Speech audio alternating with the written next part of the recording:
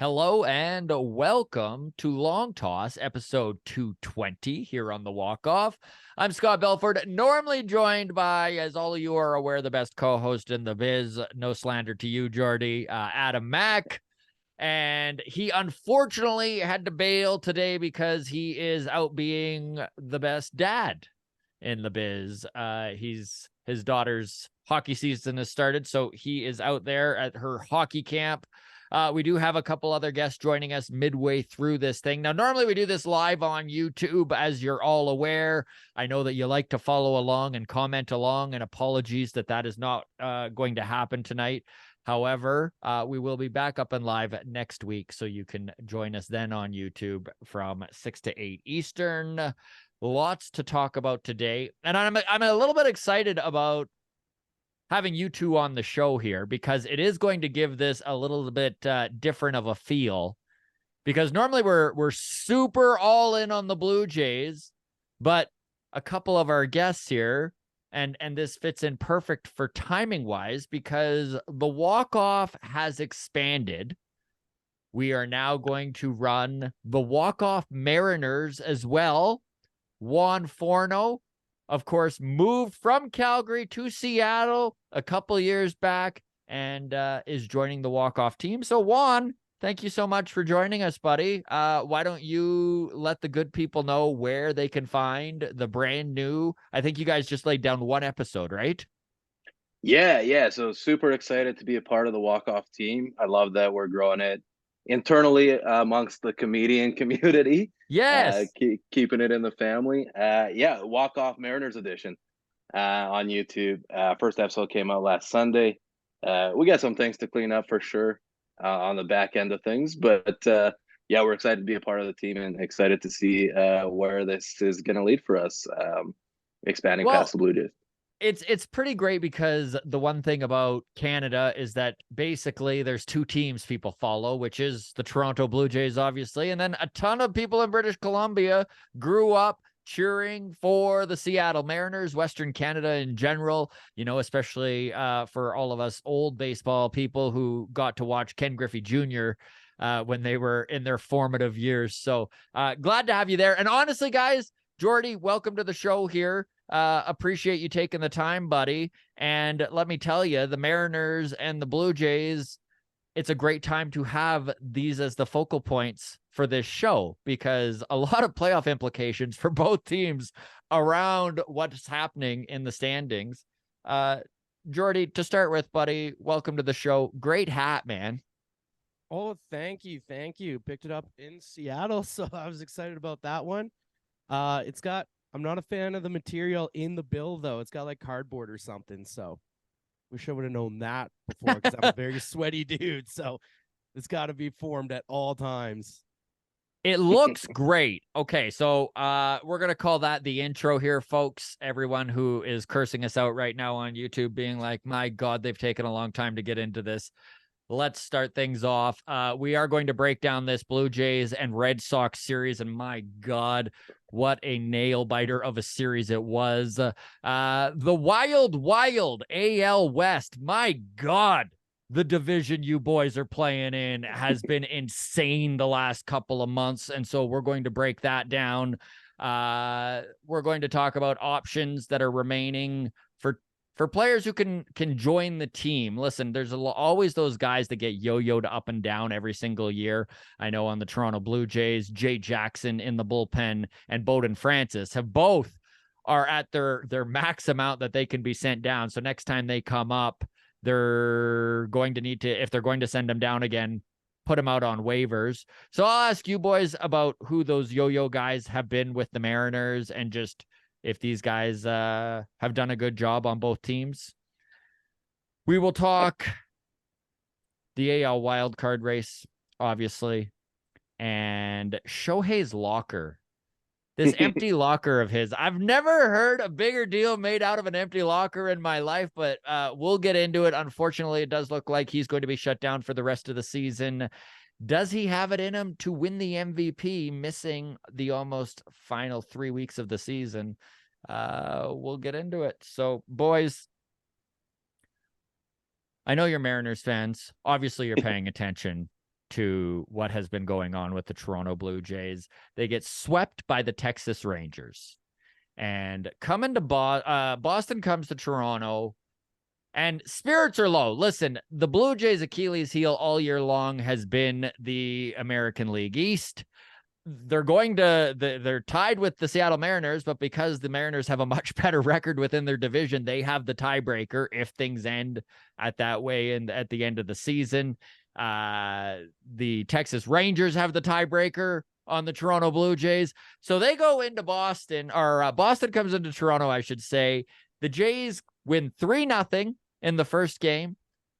They go to 13 innings, and despite many opportunities for the Red Sox to bury the hatchet in the Blue Jays' chances at a sweep there, they refuse to do it. The Blue Jays manage to tough one out there. They win again today, bottom of the ninth, walk-off win. This is a sweep for the Toronto Blue Jays. Very exciting for the Blue Jays fan base.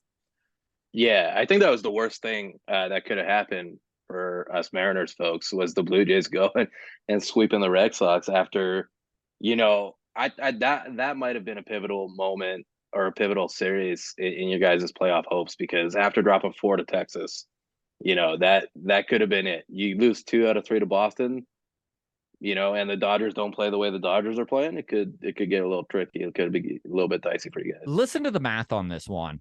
Jordy, this blows my mind when you start breaking it down. So for the playoff implications, the way it worked out, literally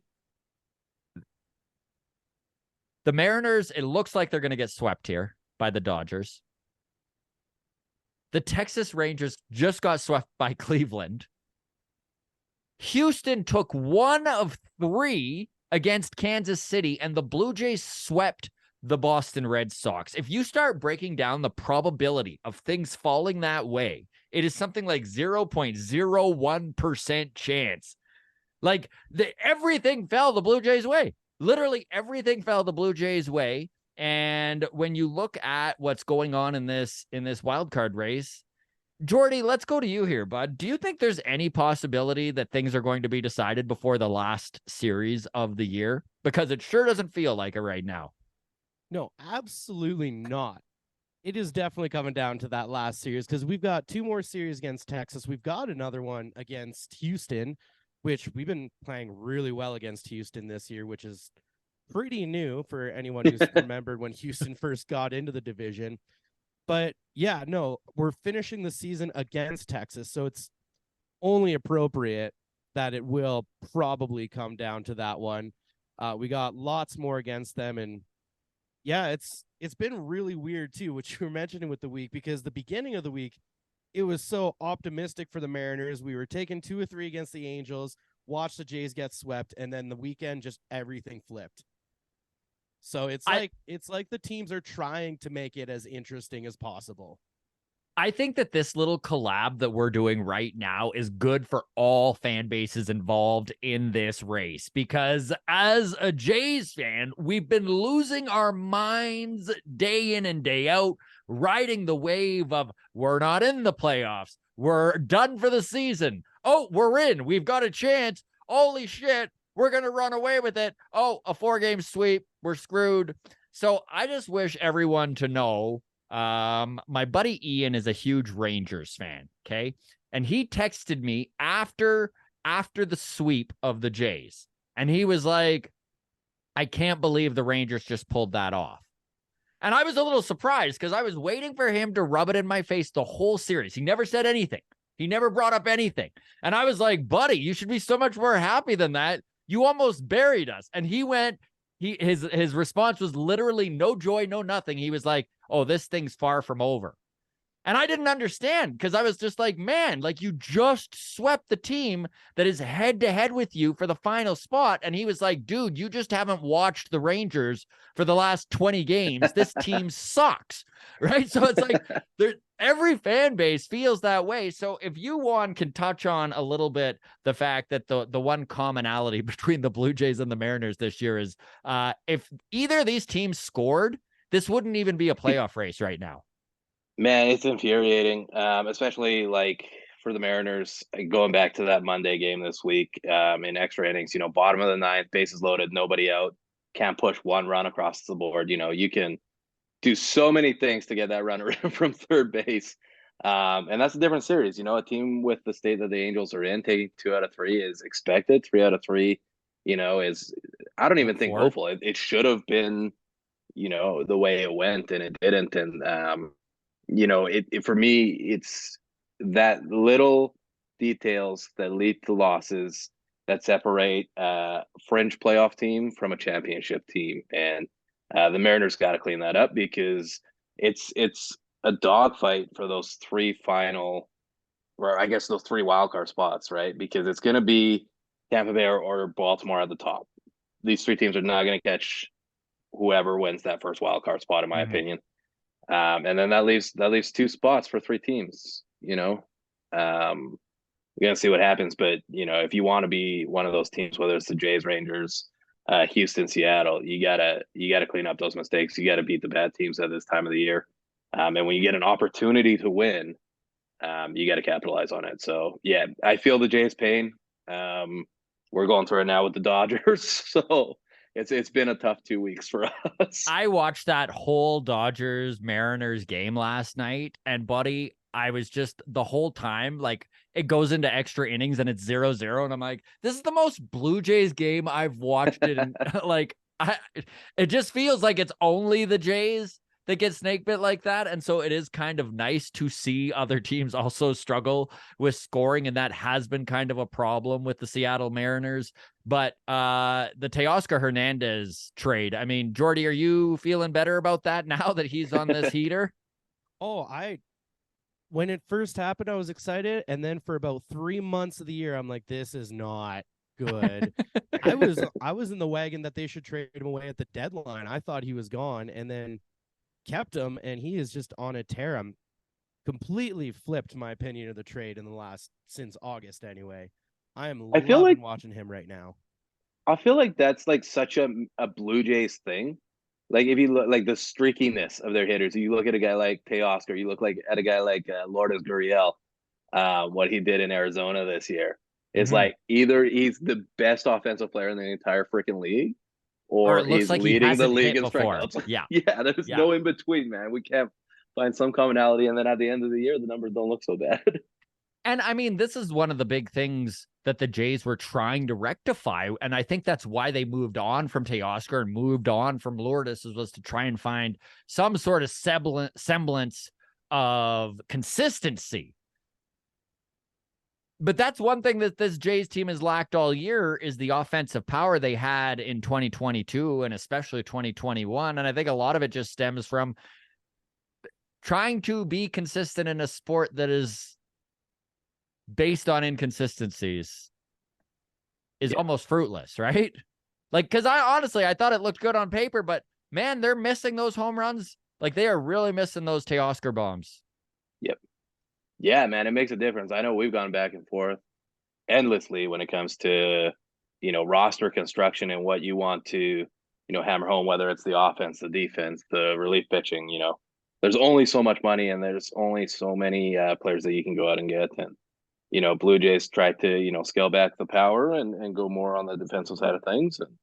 And they succeeded in that. It's just the run drop is eye-popping. Too drastic. Too drastic.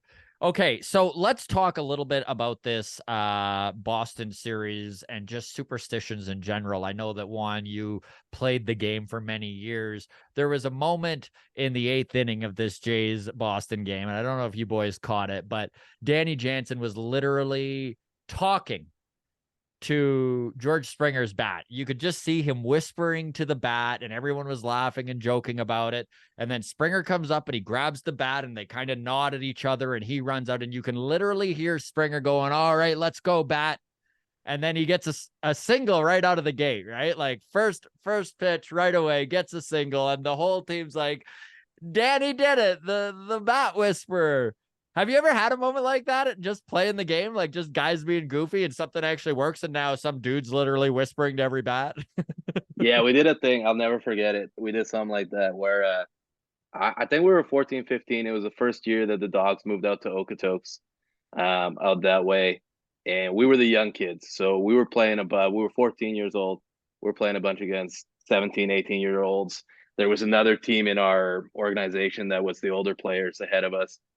And I'll never forget the only time we beat them is when we warmed up before the game. We did an in and out. In and out is like basically when you're, taking ground balls, throwing to first base, fly balls, plays at home, all that stuff to just go warmed up. And I remember we did an in and out without a baseball. And so we were all making diving plays, picking the ball at first. I catched a pop fly as a catcher over the dugout. And it infuriated our older team in the organization. And then that was the only time we beat them. The only time we beat them. So, and the coach's theory was we were too tense. We were putting too much pressure on ourselves as 14-year-old kids with these high expectations in this new immaculate stadium that nobody at 14 years old has any business playing in. Yeah. And it loosened it up. We had a lot of fun, and we were like, okay, this game doesn't matter. We're gonna not take it too seriously. And that's when we put it all together. So I get it. I do want to talk a little bit about Julio Rodriguez, what he is doing currently, and how much you feel it does coincide with Teoscar Hernandez and the heater that Hernandez is on. Because if you actually look at J-Rod and Teoscar's numbers, their hot streaks are very much on top of each other. And it does feel like that is something that Vladimir Guerrero Jr., to draw a comparison to the Blue Jays, and the fact that Teoscar was such good protection for him. And I know, Juan, you obviously, and Jordy, you too, you follow the Jays well enough to understand the struggles that Vladdy has had this year. How much credit do you give Teoscar for number one, J-Rod getting out of the slump he had at the beginning of the season and just turning his whole season around, and how much of Vladdy's just lack of production has maybe coincided a little bit with, or at least maybe slightly to blame, is Teoscar's departure? I think there is something there with that, because Julio Rodriguez definitely does need a buddy, because the same thing happened last season too. He wasn't out of the gate super, super hot. Then they went out and got Carlos Santana, and they got a really good relationship, and he started going on an absolute tear. That's when we went from, oh, he's going to be really good for us eventually, to us going, this guy's rookie of the year, lock him down. And I think that's the same thing with Teoscar. He's got a buddy now, and Teoscar was always really cool about, even at the beginning of the season, he was like, hey, don't worry about me. I'm going to start hitting. It's just, and I think that kind of rubbed off on Julio too. And it's like, just relax. You got the talent there. You're going to start hitting. It's going to be fine. So I definitely think there is something there with Teoscar, and maybe that's what the Jays were kind of missing with Vladdy's little slump, is they just need someone there to be like, don't worry about it, dude. Just keep playing your game. Like, yeah, 24 is still really young, right, Juan? Like 24. Yeah, I think like non-phenom players, like that's kind of when you start coming up at 24. Like that's the time where you, like, most rookies are 24, So he's just entering his prime. He's got time. People are gonna probably write home about the season he had this year, and it's in theory not a bad season. It's just not up to the level of expectations the Blue Jays fans have for him. I do think there's something to be said about, lineup construction as well. The perfect example, and I hate to do this to you because you're a Blue Jays guy, when it comes to lineup protection, is Manny Ramirez and David Ortiz. Who are you going to throw to, No, when those true. two guys were doing what they were doing? So it does make a huge difference. And I think we saw it a little bit this week with Julio. People are just walking him intentionally now, even when it doesn't make sense to do so. Like, they are not letting that guy beat them. So having somebody there, having somebody there to protect you in the lineup and let you hit, because it's, option A or option B is massive. So, is the answer putting Bo Bichette in the 3-hole and Vladdy in the 2-hole? That's maybe something that you guys could look at. But I do think there is something to be said about even the pitches you get, right? Like, if you say you got first base open or a base open, Vladimir Guerrero is going to get way worse pitches to hit. He's just not going to get, a 3-2 fastball with first base open. He's going to throw him a nasty slider in the dirt and hope he chases. And if not, then you put him on first, and there's not a whole lot of damage unless the guy behind him can drive him in. So. And I think that's been one of the problems. And it's funny, again, the parallels between the Mariners and the Blue Jays when it comes to the offense. I think it's a problem that has plagued both teams, is the lack of a true traditional cleanup hitter, a guy who's going to hit bombs and is there to drive in runs. And that is just something, and no disrespect to Davis Schneider, who has done an admirable job since being called up for the Blue Jays. No disrespect to a guy like Big Dumper Cal Raleigh, right? Like, there are guys who have done an admirable job in that cleanup spot, but definitely not nailed down that spot where you're just like, yeah, we know who's going to hit fourth in this lineup every single time. You just don't. And I think that that's one of the reasons why we watched Teoscar get hot, and all of a sudden J-Rod is just the most, you can't, like yesterday, man, watching that Mariners-Dodgers game, and there were runners on first and second with 2 outs, and Mookie Betts was at the plate. And all I could think was like, they can't walk him. They can't even walk him. Who wants to face Freddie Freeman? Yeah. Yeah, and I think there's something to be said too about like how teams are utilizing that DH spot, right? Like, you don't really have a guy like David Ortiz around anymore because people are using that DH spot as essentially a day off, right? So that takes a player essentially out of your lineup to lengthen your bench, get those utility guys in there. And the true DH is not really what it used to be, where it's just solely a bat first instead of a rest day. There's just so much strategy I think a lot of people don't think about as fans when it comes to in-game management and roster construction. And I think that plays a huge part. Protect your best hitters, because if given the opportunity not to pitch to these guys like Vladdy and Julio and Freddie Freeman, Mookie Betts, like, they're not gonna do it, man. Like, statistically, there's all these stats and percentages of win probability and all this other metrics that people calculate nowadays. And I'm not gonna let your best player beat me if I don't have to. Juan, you can answer this as well, but Jordy, I'm curious how you feel about looking at the standings right now. The American League West is just completely, I can't remember a year where it has been this tight at the top and had three possible playoff teams. Like, truly, the Jays could fall out of it, and it could go to 3 AL West teams, which is, by the way, I did look up, has never happened since they started with the wild cards. So would be wild to see. Normally it's the AL East that everyone's talking about as the superpower division. So Jordy, do you think when you look at the way things line up, if Seattle finishes in the second wild card, what is your confidence in them playing Baltimore or Tampa Bay in a 3-game series?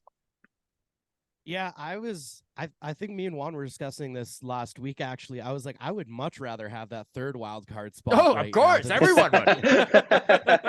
You mean to say I could go up against the Twins, or I would have to play the second best team in the AL? No, and then the other thing is, I think after watching Seattle play Tampa last week, I would much rather go up against Baltimore, because they are insanely top to bottom, terrific hitters, such a good team.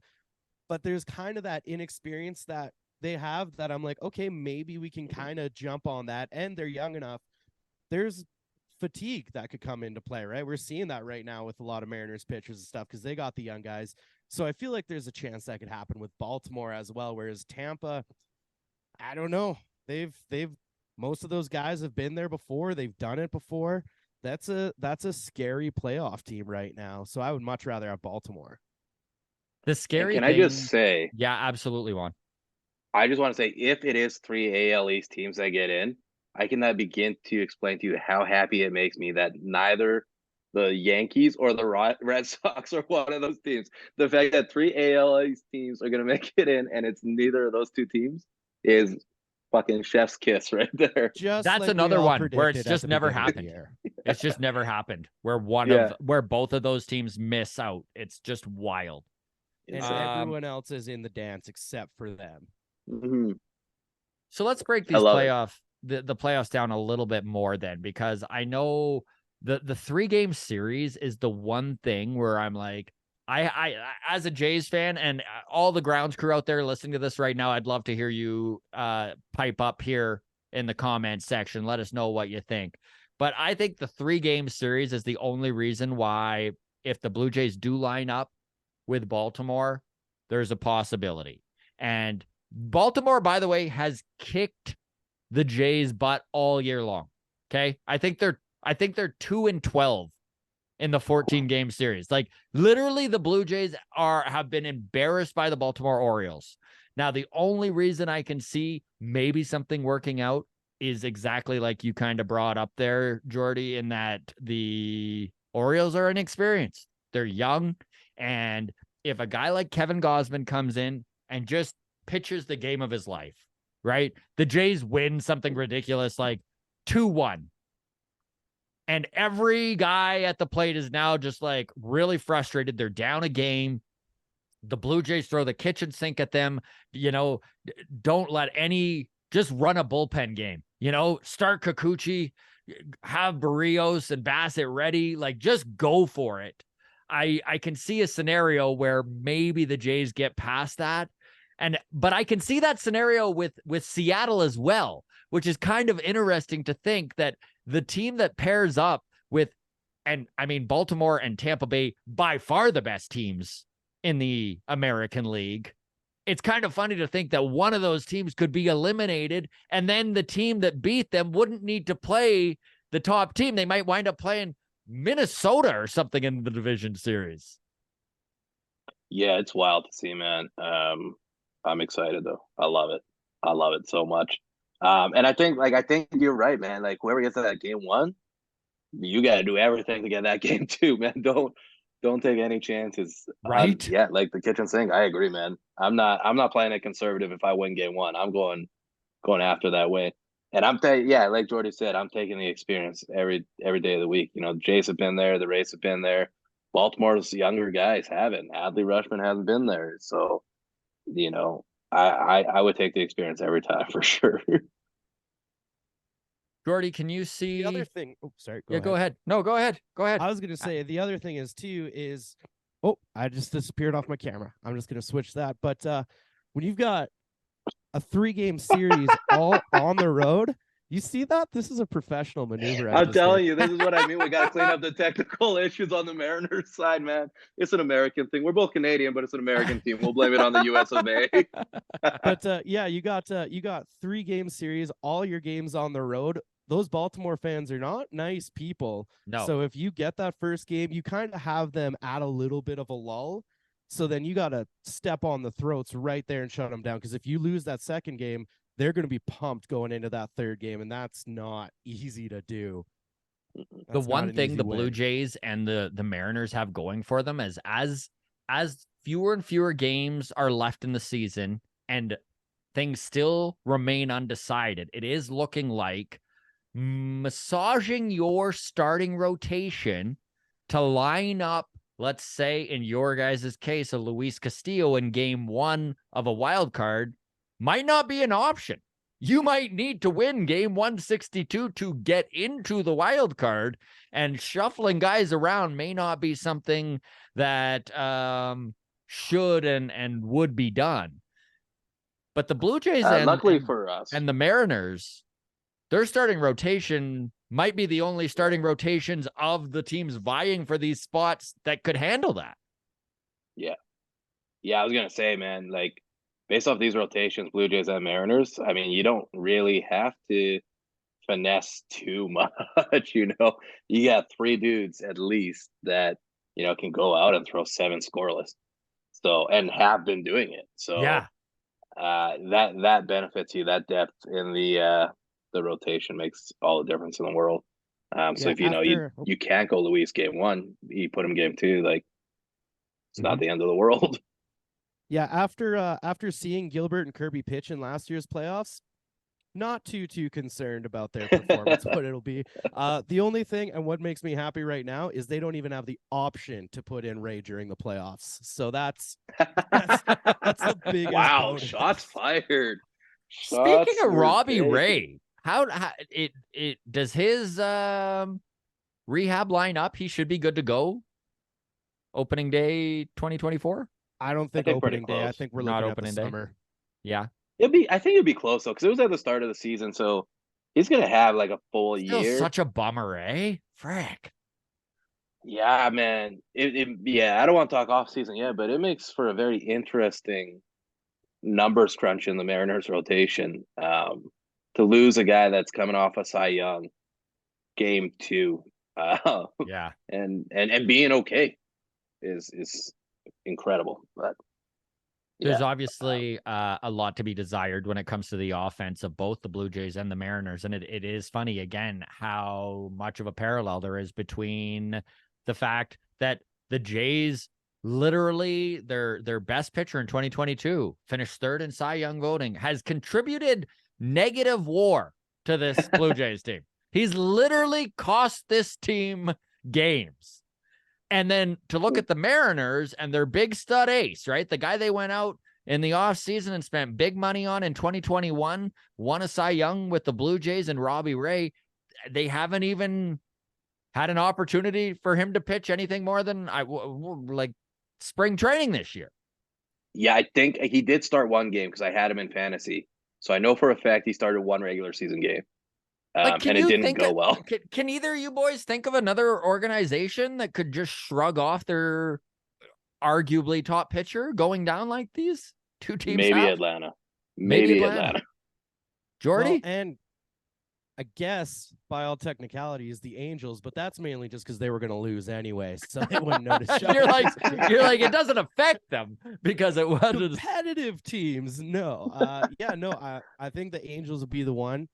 Other than that, yeah, so many teams just rely so heavily on their big ace. Outside of the Mariners, like it's not that we haven't needed Ray. It's almost we haven't really noticed him gone either. Like nope. There's been no point where we're like, oh, I just wish we had him back. It's like, no, we're cruising. We're looking good. And we lost him and Marco Gonzalez. I mean, Bobby Miller stepping up for you guys has been what a nice surprise. Wow, Scott. Bryce Miller. How dare you? Bryce. Bring up Bobby Miller to us right now. Right. It's too soon. Dodgers Bobby Miller, Bryce Miller for the come on, Scott, get it together. I wish I could say I was intentionally trolling you guys. It was a good one either way, whether it was intentional or not. But yeah, Wu and Miller are two guys that stepped up and filled in admirably. So even if the season doesn't end the way we want it to, you can look back and feel good about where this organization is headed with all their young pitching right now, for sure. Let's get into the Mariners and the Texas Rangers and the schedule ahead of the Mariners, because I know the Blue Jays fans that still have it in them to try and be optimistic have been counting down the games and who's playing who and doing the score checking as all fan bases that are still in a playoff hunt have been doing. 14 games left in the year. Half of them are against the Texas Rangers. I'm going to leave this open-ended. Where are you guys at on this? Are you scared? Are you worried? How do you feel about the Texas Rangers? Like, this is a lot of games left, man. Like, optimistically nervous because I think the Mariners are 2-5 against the Rangers right now, if I'm not mistaken. Jordy will probably know better than me. Yeah, we've got the losing record against them for sure. So they've got the tiebreaker on us. And they've been looking really good against us all year, too. It's not like, oh, there's a lot of games that could have pulled up. Like, no, they were pretty dominant in all the games we played them. So that's scary. But on the other hand, it is nice to kind of know that they control their own fate. That's true. A little bit of a relief. That is true. They don't have to do a whole lot of scoreboard watching because they still got 3 against Houston, if I'm not mistaken, as well. Yeah, 3 or 4 against Houston. Which is wild this is where the Jays fans are really, it's the only thing that has kept me optimistic as I watched the Rangers sweep them, is that 10 of the last 14 games for the Mariners are against teams where it doesn't matter what happens. As long as the Jays win, they're gaining a game. Yeah. You guys should just be sitting back, taking care of what you need to take care of, and then just watch the AL West beat the shit out of each other. Well, the beginning of the week, the Jays were just sitting back and enjoying the ride there. Yeah, I don't know. We'll see how it goes. Might be a little bit different if Jacob deGrom was healthy, but I like the Mariners' chances. So let's talk. And Scherzer, that's another one. Scherzer's up too. Okay, before we move on here, I do want to get into the Texas Rangers. I just didn't believe. I wasn't a Texas believer. Even mid-season, I was like, the bottom's gonna fall out, and it hasn't. I mean, I guess it has a little bit, but they are a contending team in this division, and in the playoffs. Speaking of the Rangers, I'm curious what your take is, Scott. Do you think letting Semien walk was the right call? No, probably not. No, probably not. I mean, would he ever look good in the middle of this Blue Jays lineup? And I think it would have solved a lot of problems that literally they have right now. Yeah. Because when he signed, because honestly, when he signed, dude, I was like, it was a lot. You just gave a 31-year-old 7 years, $175 million. I thought they were insane, especially when you pair it with the Seager contract and the term involved and how much you're giving to guys that, are, I guess Seager a little bit different because he was on the right side of 30 there, but I was beside myself that they gave so much money to the middle infield, and they've been carrying that Rangers team, and you can definitely tell that it hit the Blue Jays offense in 2022, him walking away, and my God, what this 2023 Blue Jays offense would look like with Marcus Semien, it would be night and day. Yeah, no doubt.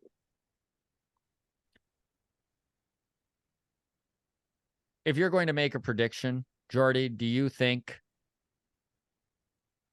of the three teams in the AL West vying for a spot, who's the odd man out? And it can be the Jays. You can mention the Jays as well. I don't know. That is a tough one because based on the last couple weeks, like there's been stretches where every team looks like they don't want to be in it. I think Houston is going to clinch, though. I think they're safe. I don't think that's a talking thing. What makes you feel that way? Back up your argument. Why is Houston at only literally half a game better than, or I guess they did gain a game on both the Mariners and the Rangers here, but what makes you so confident that Houston has the horses? We still got 4 outs to score 5 runs. Hold on now. Yeah, I thought Julio caught that home run. I got it on my phone right now playing it. I was devastated. But no, I think Houston, they've been there before. They know what they're doing, so they can be cool. They're not really dealing with too much injury stuff. They've got Verlander coming back. Well, he came back, so they've still got him. Framber Valdez is heating up. Like, he had a bit of a not great start to the year. Mm-hmm. He's starting to get it. Altuve is just hot right now. So I think this is a team that's starting to heat up at the right time, whereas the other teams in the mix are kind of stumbling a little bit, little inconsistencies. So I think Houston is going to be, I think the division is theirs. Once again, I would be more than happy to be wrong about that. Yes. But no, I think, I don't know. There's the pessimistic part of me, like, for being a Mariners fan so long, that I'm like, it's definitely they're not going to be the ones making it. But I feel like, once again, Jays fans are the same way. You've got 3 teams where all the fans are like, oh, we're going to blow it. We're all going to blow it. Yeah, it's so funny how that's it's been a yo-yo of a year for all 3 Rangers, Jays, and Mariners fans. I mean, The Rangers fans, like, again, my buddy Ian, like, I should have actually picked up the phone and called him, because I was just like, the text I was getting from him, like, no hope, just completely and totally frustrated with the Rangers. Even after sweeping the Jays, was like, you don't understand. You don't know how bad they've been the last 20 games. There's nothing to get excited about here. So it's kind of funny to watch three fan bases where the teams are on pace to probably win 90 games. Like, it's probably going to take 90 games to make this wild card. A lot of downtrodden emotion from these fan bases. Let's talk some unsung heroes, because I want to hear who's been getting it done for the Mariners. I will start with some Blue Jays guys, and one of the reasons I'm bringing this up is that just to explain how options work for some of these guys. So you get 3 options, and those last the whole year.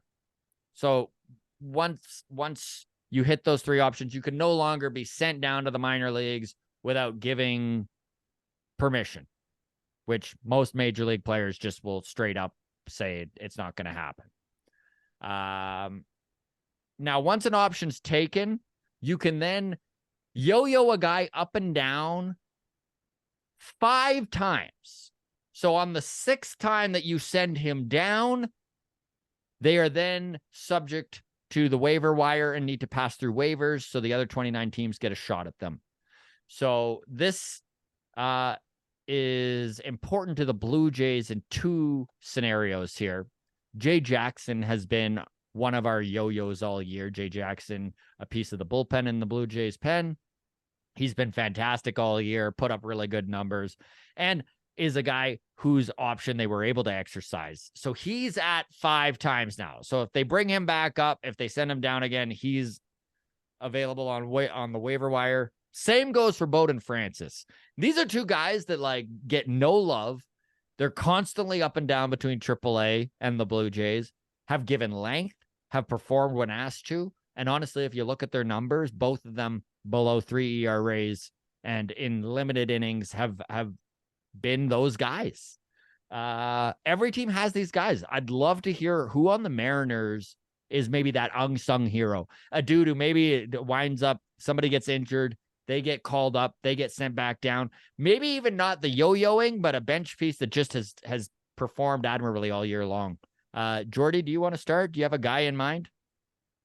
Well, I think for the Mariners, it's been bullpen pitchers. We've got a couple of guys that have come in and looked pretty good, but the thing is, there's not a lot of yo-yoing going on, because the guys that they've been bringing in kind of tend to stay lately.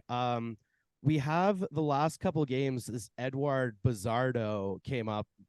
Bazardo, I don't even know how to pronounce the guy's name. That's how, but he looked really good earlier this week. I was super happy with him. Other than that, even just looking at the bench right now, I'm kind of cheating. I'm not gonna lie, but most of these guys, I'm like, I came up with a name by myself. What the fuck? A lot of these guys haven't been bouncing back and forth. They come up, they're here to stay. They haven't really had much from that. But it's just, yeah, some of these bullpen pitchers, Topa, Thornton, they've been solid for them. Yeah, I think a lot of the reason the Mariners haven't really abused the yo-yo like the Blue Jays have is because of health. The Mariners have actually been very healthy this year. The only name that I could think of that kind of bounces back and forth between Tacoma and Seattle would be Sam Haggerty. Right. He hasn't done a ton since being up lately, but he's another piece for sure. He's that 4th outfielder, big speed guy. But Ty France is locked in at first base, Cal catcher, third base with Gino, shortstop with JP, and the outfield is been Teo, Julio, and then Kalnick when he's healthy. Kalnick's really the only one that's really experienced any sort of lengthy injury this year. And really, he did it to himself. So, it wasn't even like a water cooler did it to him. Okay? A water cooler did it to him. Oh, was it one of? Oh, yeah, right. He kicked the water cooler. I forgot about that. Butt, yeah. But the Mariners have just been incredibly lucky in terms of health this year. So they haven't really had to use the options, which is nice. It's a good problem to have. You know who's having a really nice little season for you guys? And of course, I'm going to tout him because he's a friend of the show and was a former Blue Jay. But Taylor Sacedo has literally been nails in the bullpen for you guys. And it's not that like it's that surprising, but it's kind of surprising. Like, he's a guy who didn't even make his major league debut till he was 28. You know, he kind of yo-yoed around the Blue Jays system up and down. He was kind of the Jays, Jay Jackson a couple of years ago, where he just, you know, they were exercising his option, and when they needed a guy who had innings or whatever, he was the guy that they were calling on to yo-yo up and down. But man, even just yesterday, watching him come in, he gets a double play and then goes out and gives you a little bit of length and gives you an extra inning there. I know that it didn't work out in the 11th inning there or whatever, but yeah, Taylor Sacedo, man. He's been a dude, man. I swear to God, it's something to do with the Mariners bullpen. Maybe it's the bullpen coach. Hard to speculate, but that bullpen, you know, you get arms in there and it's like, oh, who the hell is this guy? You know, not to say that Sacedo was who is this guy, but a lot of times, but like a little bit, Topa for sure, like he a little was. bit, you know. And I will add real quick. Every time they flash to the Mariners bullpen, I don't think I'll ever get used to the bullpen coach being Stephen Vogt. That that one, every time I was like, oh, that's right. That is our bullpen. Yeah. But he's doing a good job so far, so we'll take it. Who's your three? If you got to pick three pitchers out of this Mariners rotation, and you do get to line them up for the wild card, which that's we've easy. already talked about is unlikely. So easy. I don't even think we're going to disagree on this. I don't think so either. What, Castillo, Gilbert, and I go Kirby number 2 personally. Kirby? Wow. Yeah, I go Honestly, Kirby number 2. I fully agree with that. I think Kirby is the better pitcher over really? Over is this general consensus around Juan will come back? Is this general consensus amongst Mariners fans? Like, do you think most Mariners fans would put Kirby as number 2 right now? I think so. Like, he's the one who's put up the great games, but I don't know if it's a majority would agree on that one. I think Logan Gilbert's still getting a lot of love, which this is one of those good problems to have. But for me personally, I prefer Kirby talent-wise. I think, though, Logan Gilbert's a little colder. I think he can I don't think the pressure of playoffs would get to him. So that's another one. I'd almost want him in a game 3 situation because it's not gonna get in his head. Let's talk a crazy scenario here. Jordy, it would take some doing for it to happen, but a Mariners Blue Jays division series is not only not impossible, but somewhere in like the 20% chance of kind of going down, depending on how teams play up until the end here. That would be pretty darn wild. And do you think we would see things like we saw last year with the Mariners trying to limit Canadians from buying tickets? And how would you see that series playing out? Because the Mariners have looked good against the Jays this year. Yeah, no, but it was pretty even throughout the year too. I feel like a playoff series between the Mariners and the Jays, I think it just goes down to who has home advantage.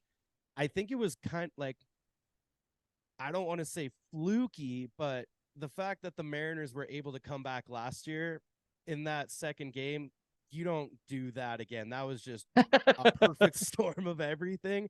I think, once again, don't want to say lucky because the guys did show a lot of composure, but I don't know, man. Jays are hard to beat at home, and the Mariners fans, they're going to be losing their minds. Mm-hmm. But so I think it does come down to who has home advantage, and I do think that that the Mariners would try and limit people with a U.S. zip code to buying tickets because they want that home field advantage. Especially with how much Vancouver shows up whenever a series like that goes down. Yeah. Absolutely. They have no problem with that in the regular season, but playoffs, that's where they're like, maybe we shouldn't be letting this. Yeah, they're fine with taking Canadians' money when it's a series in the middle of June. Sure. Oh yeah. They're like, yeah, come on down. It's summertime. Who cares? We'll get our hotels a little extra money. Now they're like, no, we want to win. And this is where things get really interesting when you start breaking it down, because everyone wants that Minnesota Twins series for the wild card, right? But at the same time, you can't play for the third wild card. That's complete insanity. So for this scenario to even take place, number one, the Jays and the Mariners both need to make it in, which would probably be some semblance of Jays number 2, Mariners number 3, or flip them. And then they would both need to win those wild card series and come out, and then they would be matched up in the division series. Sorry, I think it might even need to be the championship series that they would see each other, right? Yeah. We're going to wind up not being able to do the math on this. Yeah, no, because I feel like the division winners just line up with the wild card winners no matter what. Mm-hmm. So, yeah, I think it would have to be a championship series one, which I think Major League Baseball itself would not be excited about that one. Major League Baseball, this is a complete nightmare scenario, what we're drawing up here. They're like, please no. What do you mean? What do you mean Houston and Texas aren't in? Which is they're obviously who Rob Manfred wants. They're like, shut this conversation down. Let's talk the the NL wild card spot right now, because if we just flip over to the NL, it is pretty wild what's going on there as well. They have 4 teams, I think it is. Let's double check here. Oh, it's another tight one too. It is insane. Between San Francisco, Cincinnati, Arizona, Miami, and Chicago, they are all within 2.5 games of each other, and they're vying for 2 spots amongst 5 teams. And as I watch this AL wildcard spot, all I can think is, thank God 3 or 4 teams get in. Like, if this was a scenario where there's 5 teams and only 2 gets in, it would be so much more. I mean, it's already about as anxiety high as you can possibly get. But this playoff expansion, it worked, right, Jordy? Like the promise the commissioner gave, right? Of like, Manfred comes out and he's like, more fan bases will be engaged. It's going to be exciting right till the end. And I know I'm always on the side of, as soon as there's a rule change, I hate it and then eventually come around to it. Do you think this is a success though? I would say so. I think Manfred did well on the expansion there, because look at all of these teams now, right? Like, going into the season, we wouldn't have expected Arizona to be in the mix. We wouldn't have expected Cincinnati to be in the mix. But with this third wild card, now they're like, ooh, the rebuild's kind of ending early. I feel like there's a lot less teams that are just throwing in the towel by June. It does make for a little less exciting of a trade deadline, but that is totally fine with me. I'll take exciting baseball the entire season over a fun trade deadline for 2 days. I'm just kind of taking a look at the standings right now, and there are 6 teams in the American League that are under 500, and there are 6 teams in the National League that are under 500. So basically, every other team is in a playoff hunt. If you're over 500, you're in a playoff hunt. Is that competitive enough to you? I'd say so. I think so. It's not quite the level of that you would get from, say, hockey, where most of the teams, in fact, make it.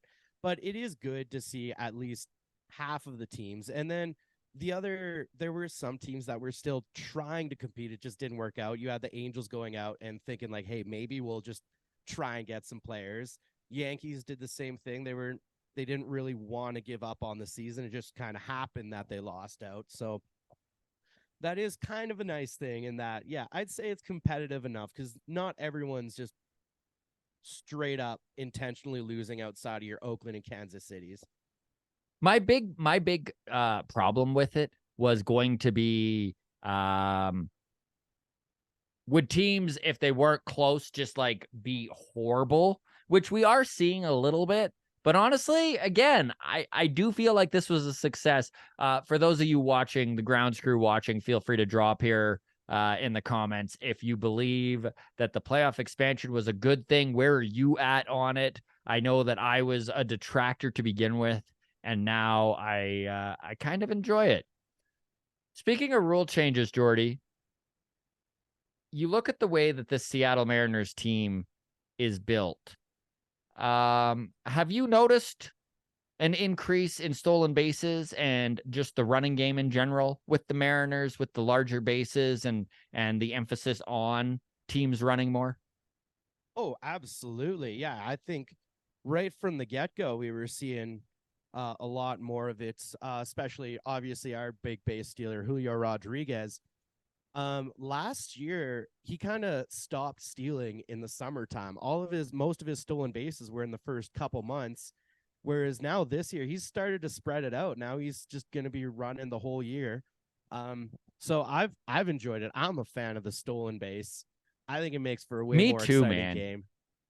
And we're seeing guys, they always talk 5-tool players, right, Jordy? Oh, he's got 5 tools. He's got 5 tools. But one thing that the Moneyball era did was it really put an emphasis on not giving up an out. And there are good arguments to be had why that probably should still be taken into account. Don't give away outs. But my goodness, to watch players like Julio Rodriguez, to watch guys like Ronald Acuna Jr. get a chance to show all 5 of these tools. Because the speed tool was one that maybe didn't get highlighted enough in a game where there are so many speedsters and speed is such a huge element to playing baseball at peak level. So I guess my question is, are we going to see guys start getting paid for this? Because that's always what shifts baseball, right? We watched home runs become the most sought after tool and teams were paying big bucks for it. And so you saw a lot of power hitters. Can you see the pendulum swinging the other way? Can you see guys getting paid for speed as the game continues to change? I think you can. I also think we are going to see the return of just the pinch runner position, especially late in games. You're going to see guys who don't even bat. You're going to see guys come up who have like 4 career stolen bases and no career at bats. We're going to start seeing more of that. And as I'm thinking of it, I'm just wondering what would have happened if there were guys like Billy Hamilton who came into the league at this time with those rules. So I think we're definitely going to start seeing more players getting paid on stolen base numbers. We're going to start seeing that part of the game coming back, which I'm all for. I'm excited for it. Can you see other areas of the game starting to get paid differently now that baseball has shifted a little bit more into a more athletic sport, I guess? Like that was one thing that them eliminating the shift did, right? Was get to show off some of these guys' defensive prowess. Can you just by looking at the way the game is going right now, can you see guys getting paid for, I know you just brought up the pinch hitter or the pinch runner. Can you see guys that maybe their value wouldn't be compensated for in previous years start to get compensated? One position, and it's already kind of started, I think last year, is the utility player, right? The guy you can play multiple defensive positions, and they kind of are starting to acknowledge it because you got a gold glove as a utility fielder now. Mm-hmm. But I think there's going to be a lot more value in being a bench player who can play multiple positions, and you're going to start seeing these guys really getting paid, right?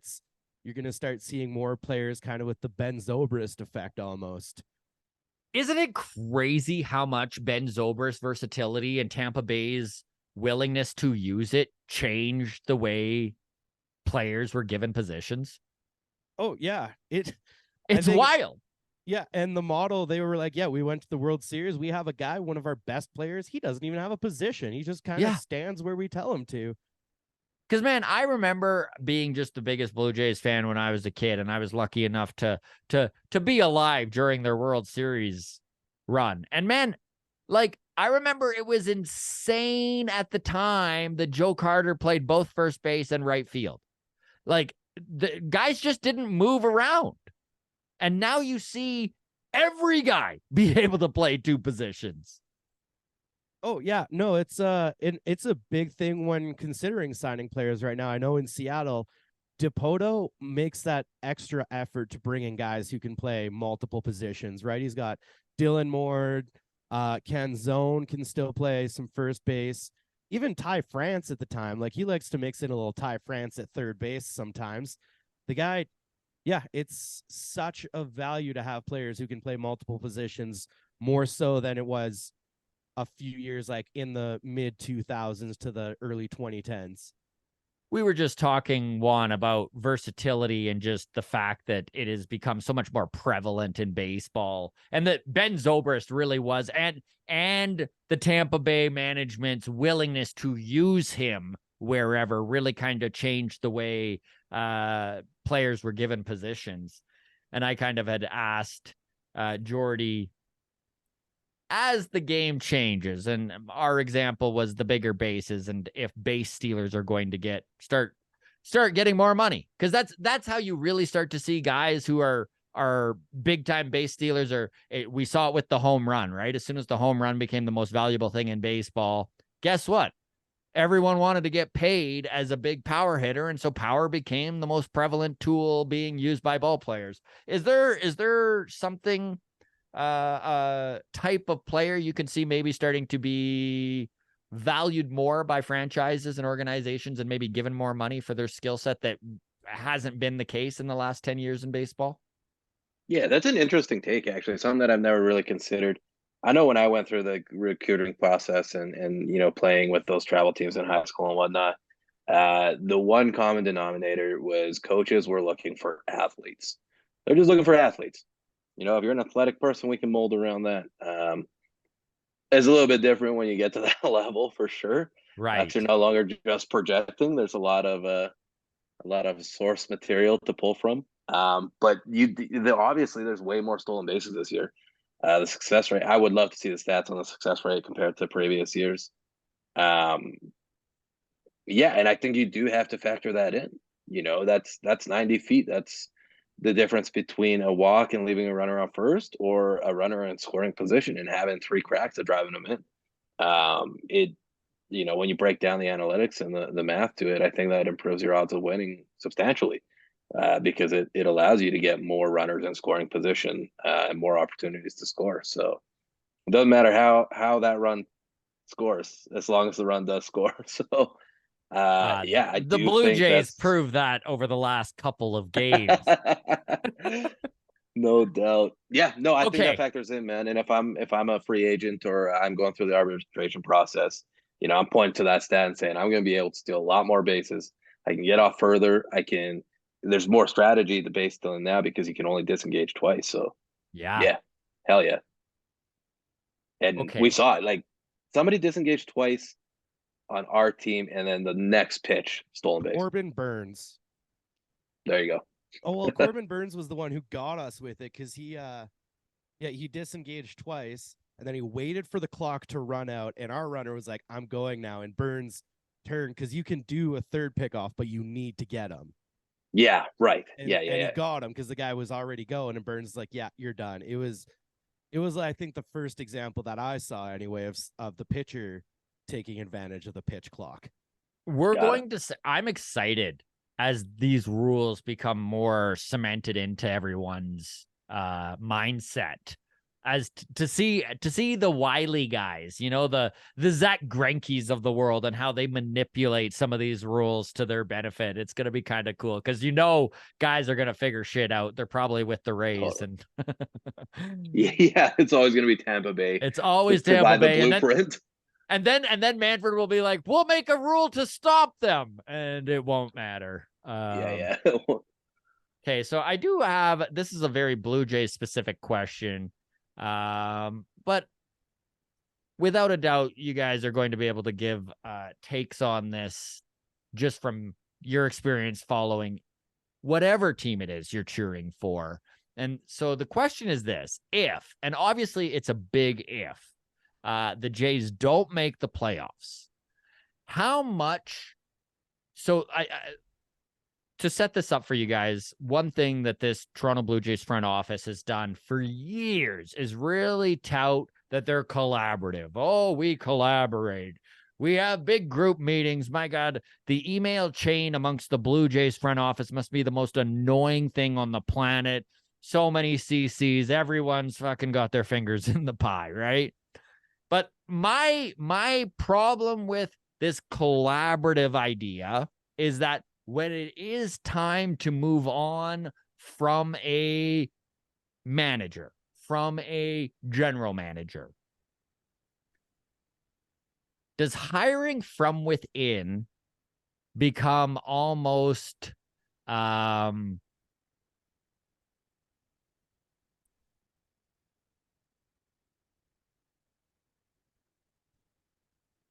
I guess Let him sit in it, Jordy. Let him sit in it. no. Don't help him. I like this. Incestuous to help. almost, right? Like I was trying to come up with a word that wasn't incestuous, and I'm just gonna go to That it. was not the word I thought you were gonna say taboo or something. That was Yeah, that wasn't the word that was coming to my mind either. But really, honestly, I was gonna say complacent.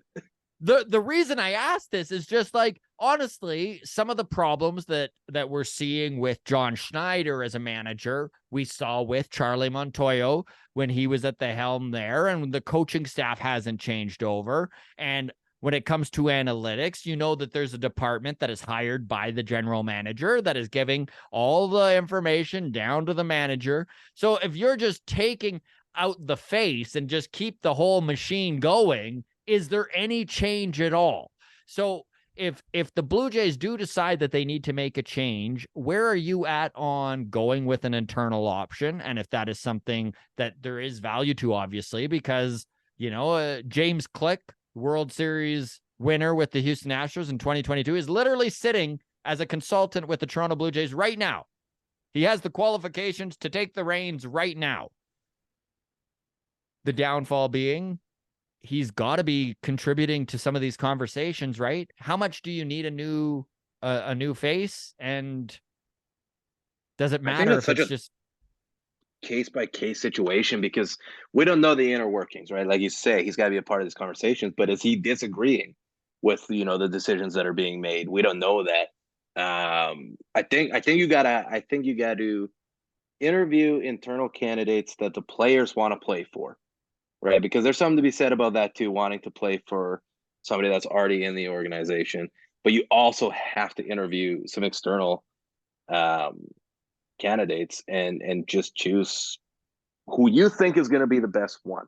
It's no different than, you know, any industry at any level when it comes to hiring. You always want to hire the best person, and you know, I would be willing to bet most organizations probably get it right 40% of the time. If they're lucky. That's really interesting, dude. And that tough. I Jordy, what do you think the percentage of is of getting it right, hiring the right guy? Oh, that is a tough one. That's not even a number I've ever really considered. I've ever really thought of. I think nowadays, though, I feel like it is going up a little more. I think when Juan said 40%, I think that is a pretty good number. And I think they're getting a lot better at it. I think teams have a much better idea of knowing what they're looking for. And I think right now, especially when it comes to the front office GMs and stuff, a lot of these guys are a lot more open-minded to not only all of their techniques, ways to look at the game. They're always willing to be adapting, willing to be changing. And I think they're also just kind of a lot better at accepting the constructive criticisms too, or they're not these old crusty guys who've been, oh, I've done it this way forever. This is how it's always been. The Tony La Russas. Yeah, exactly. Or Or right I'm now, good to hockey, drive. I do this all the time. Oh, wow. Sorry. Or Holy another shit. example, different sport, but in hockey, you're Mike Babcock, who just had to resign because he's going around to his players and being like, "Oh, show me what's on your phone." And these younger players are like, "That is really weird," and he's like, "No, I've just always been doing this," and now he had to resign. But it's the same thing across all sports. I think is these more younger front office people are like, no, we're just going to kind of adapt with the times. They don't have that mentality that they're like, this is how it's always been done. This is how we're going to keep doing it. Mm-hmm. Comedy is the same thing. Like, there's always, you got to respect the OGs. You got to respect the guys that have been doing it a long time. But I put Scott in his place all the time when we're on the road. So Just glad that I can be an old dog here. I was about to say, I think the most offensive part about that is you calling him one of the old crusty guys. Yeah, that's right. I'm an old crusty freaking comic. Great. Thanks, guys.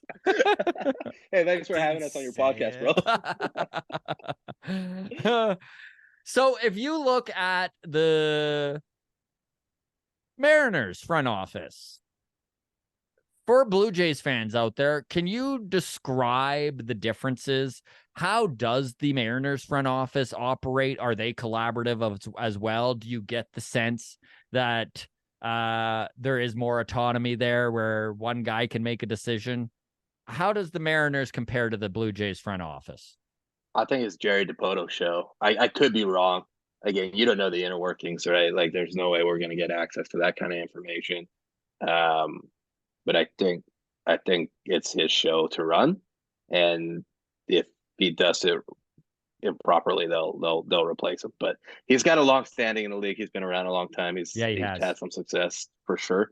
And I think if you look at his track record with the Mariners, it's not bad. And I would point out to the extension of the contracts that they've authorized for guys like Julio and Luis Castillo. Those guys, in my opinion, are grossly underpaid, to be honest with you, with what they're doing and have done.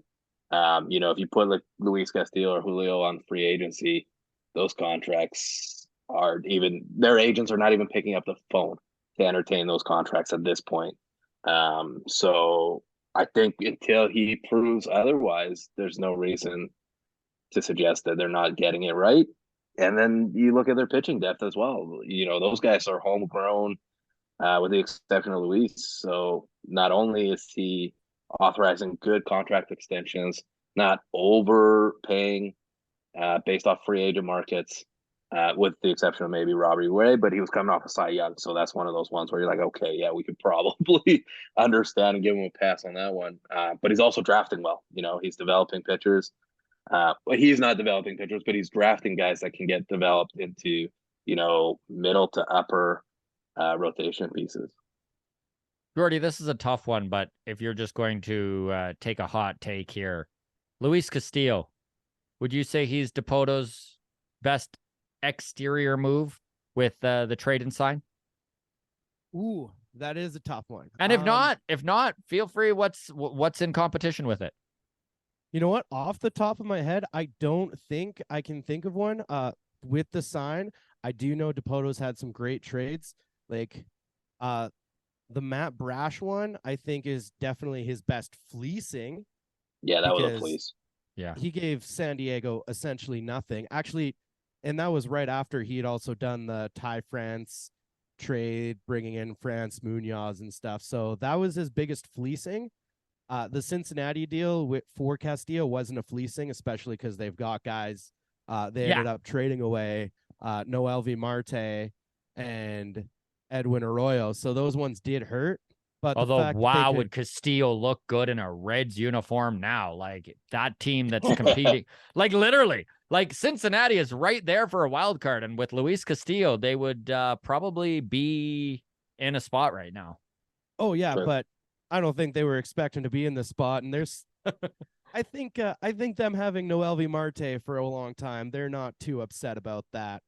The other thing, too, with like Cincinnati is I don't think they were ever going to authorize the kind of extension that Luis was going to want to stay in Seattle or in Cincinnati. Sorry. So I think they were kind of getting ahead of it a little bit and realizing, because Luis was probably looking at that too. Like, this team's probably not going to compete in the time frame that I want to potentially win a World Series. Now, obviously that changed and things happen. You can never really predict when, prospects are going to come up and guys like De La Cruz are going to do what they do. But I think it was like a mutual agreement that, I got to go get my money somewhere else and go play somewhere else. So I think that's one of the few situations where it's like a win-win trade. I mean, we still got to see how those kids pan out for Cincinnati, but there's no reason to believe that they won't. And I think even if Luis falls off a cliff, which I pray to God he doesn't, they're probably pretty happy with their returns. Yeah, figuratively and figuratively. I think both teams are happy with the outcomes thus far in that trade for sure. You boys wish Paul Sewald was still within the fold? Oh boy, we got into this one last week. Yeah. Because and listen, I'm not trying to rub your face in it at all. It's just we watched the Blue Jays go the complete opposite direction when it comes to their bullpen as the Mariners did, which was they gave up their two top pitching prospects in Sam Roberts and Adam Kloffenstein to go out and get Jordan Hicks out of St. Louis. And this is a dude who, honestly, he's a dude. Like, there's no better way of putting it. The guy's a fucking dude. He throws 102. He's come in and just provided that velo that even when he has given up some runs, and he hasn't been perfect. He has been absolutely the guy you want coming in that eighth inning when you need to blow 103 past the guy. Not that Paul Sewald was that guy. Sewald, an established veteran closer, though. Jordy, do you think Dipoto's regretting this now? I think he might be, and I even remember at the time I was excited about it because I knew Sewald wasn't coming back. I think we had all accepted he was gone at the end of the season, so we're like, oh, we got things in exchange for him. We got some pieces, but right now, and also when it happened too, the bullpen was good. And the bullpen was still pretty good after Sewald left. And then you got into a week like last week where the bullpen was just stumbling. And that's when we're like, oh, we need that consistent presence. Because I think we see it right now in Munoz. He looked gassed last week. Did get a couple days off this week. So he's looking a little better over the weekend. But yeah, Munoz looked just not good. Inconsistencies from Matt Brash. All of these younger guys, you can kind of see the fatigue catching up with them, where that's where it would be so nice to have a guy like Sewald who is just going to be the same. He's going to give you exactly what you're expecting every game. It's not a roller coaster ride. I feel like when it comes to Sewald and that trade, Dipoto almost pivoted directions before the end of the trade deadline, because it really, honestly, I was convinced Teoscar was coming back to Toronto. I figured that there would be a deal done somewhere there. It just, so are we.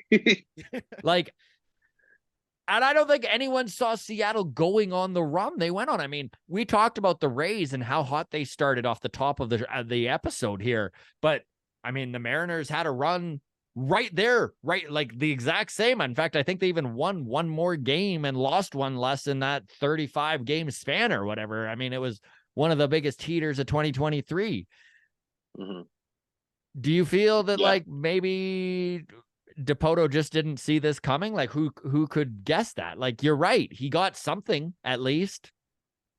Yeah, I think everybody wants to look at the negatives too, because you got to look at, the games that the guys that did come in help win. It's not like we got back, prospects. The guys that were traded for are on the MLB roster, and they had contributed to that winning streak. So, are the Mariners in a better place with those guys instead of Sewald? It's impossible and completely speculation to know. So, you could say that the Mariners were selling based off of trading a closer, but you do have a guy like Munoz waiting in the wings that throws 102 and has that nasty slider. And second base was a problem. Colton Wong was not the answer. So it's tough to say who they would have won more with based off of that trade. But I mean, the Mariners went on that winning streak, so it's hard to fault the guy for making the move. That's also 10th inning hero Colton Wong to you from last night. Yeah. No. We don't. I mean, yes, but still, we're not going to call him that. It's about time he did something this season for somebody. At least when Colton Wong is a hero, it is irrelevant anyways. Right, Yeah. guys? I mean, the Dodgers were going to win that division anyway, so way to go, Colton. Got a sack So, fly. the AL West has been a wild division the last couple of months. And honestly, part of what has been crazy about the AL West has been the Los Angeles Angels and just how quickly they fell out of it, how they were right there middle of July. In fact, they were ahead of the Mariners middle of July. They were ahead of the Mariners end of July, and the Angels bolstered big time at the deadline. Then we watched absolute fucking chaos descend upon the team. All of the guys they picked up, the first few weeks, they just shit the bed completely. Then they decided they were going to try and get under the luxury tax and put everybody on waivers. Some guys got picked up, some guys didn't. They didn't quite get under that luxury tax after all. Now we watched Shohei Ohtani emptying his locker, and then for some strange reason, rather than just say, yeah, unfortunately injuries have hit, we're shutting him down, they're like, we'll let everyone know what's going on tomorrow, which only, of course, exacerbated everybody's negative feelings about how this Angels franchise is operated. Shohei Ohtani is officially out, and we don't know if he's going to get Tommy John surgery or not, but let's put a positive spin on this Angels disaster of a season. I think Shohei's gone. Yeah. He's probably even going to go to the most offensive place on the planet to Angels fans, the Dodgers. But there's now that he's injured, there's a lot more possibilities, I think, that are opening up here, just as to what franchises are prepared to pay him what he wants and let him do what he wants, which is pitch and play in the field. This is a super long way of getting to the question of, do you gentlemen feel that Shohei has done enough in 2023 to win an MVP, despite the fact he's being shut down with 3 weeks to go? He's over 50 home runs and was an outside shot. Before he was shut down pitching wise, was going to get some Cy Young votes, lower Cy Young votes, third and fourth place votes, but votes nonetheless. Juan?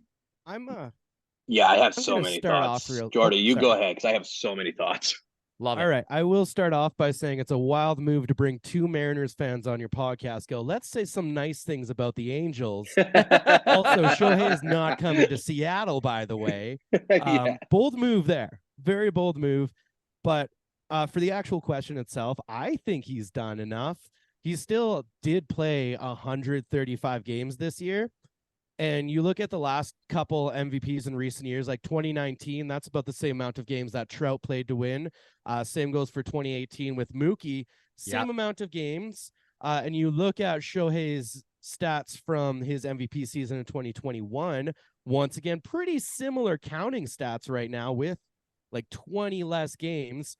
I think the big issue is the fact when he missed those games, right? Like if he missed those games in June, we're not even having this conversation. Yeah. But the fact he's not finishing the season, I think it's going to kind of be a little bit of a penalty. But the other thing is the other two candidates right now, I'd say guys like Seager, even Julio Rodriguez got himself in the talk. I don't think they've done enough to negate the fact that he also pitched, that Julio also pitched. So I think in that regard, I think he's done enough. I think he's got himself the MVP, in my opinion, anyway. Like Yandy Diaz, Juan, is he really competition for Shohei in an MVP? Listen, he's had an incredible year. I feel like you should let fill Jen in and let her go first. Okay, first of all, I might go on a rant. Yes. Hello, Jen. Thank you for joining us. I know that you were busy expanding Young Minds, so there have been some tech issues along the way, but I'm here. we're really glad that you can come in at the end of the episode here. We're talking Shohei Ohtani right now, and if he, despite the fact of being shut down with 3 weeks to go, should he still win MVP? Yes. Okay. I think is that the consensus? I mean, That so was a lot far, quicker than my answer.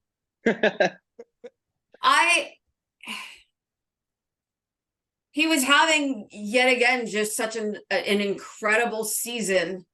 You know, even with the torn UCL and being unable to pitch, he continued to hit and was still basically with one arm hitting home runs. yeah. Like, who can do that? Right? Who is capable of doing what he is able to do? And he was having an incredible season. It is such a shame that right at the end of it all, yet another injury has had to shut him down. But you would have to imagine that whatever compensation he's had to do for the arm in order to swing the bat maybe led to the oblique injury, would be my guess, right? I don't know, I'm not a doctor, clearly, but that's just something that I would make an assumption on. And I know so that whenever I hurt my ankle, my knee always starts hurting the next day. It's just one of those things. Right. And, it's all connected. So I would assume the oblique injury is probably related to the fact that he's had to compensate while swinging the bat. And so if he's injured himself, still trying to contribute to his team in one way that he can, I just don't see how he doesn't win MVP. And I know Jordy brought up a really good point, Jen, about the fact that if he missed 3 weeks in June, no one would even be talking about this. Excellent. Yeah, absolutely. All right, Juan. I know you've got a bunch to say. Did you just check your watch before that? I'm going to play devil's advocate just a little bit when it comes to the MVP conversation. And it's not so much what he did, it's more so what his organization did to let him down. For me, if you're the most valuable player in the entire league, your team has to make the playoffs. Like, you're not even playing in October, So for me, that's where I struggle with giving him his MVP after he already won one. If this was the first season where he was doing what he's doing, it might be a little bit different, but he's done it already. And I want the MVP to be a guy that's going to take your team to the playoffs, For me, you can look at the two dudes in Texas, but you got two of them. So how do you determine who's more valuable than the other? So I think that kind of gives them a wash. Yandy Diaz is a good option for sure. He's raked the ball. And I don't want to be a bit of a homer, but I think Julio has been more valuable to his team than any of these other guys because he is alone. Fair to say, when you compare, a guy like Seager or Semien to Teoscar, whoever is second in line, Teoscar is not that other guy. I think Julio's been way more valuable to the Mariners organization than Ohtani has because, at the end of the day, you play to win, and the Angels just have not done that. So for me, I just don't love giving the MVP to somebody who isn't going to play October baseball. That's just my take. I know there's a lot of people and a lot of conversations around whether that's the right take or not, but we play to win. So if you're not winning, then there almost has to be two separate categories in the sense that you can be the best player in the league, which I think we can probably agree Shohei is when he's no healthy, argument here. For sure. Right? No argument there. And it's not his fault that the team, the organization will not put a win. Yeah, sucks. Okay, there we go. We'll just cut to the chase. How did the Mariners fans not say that before Scott? That is absolutely not his fault. He despite the lack of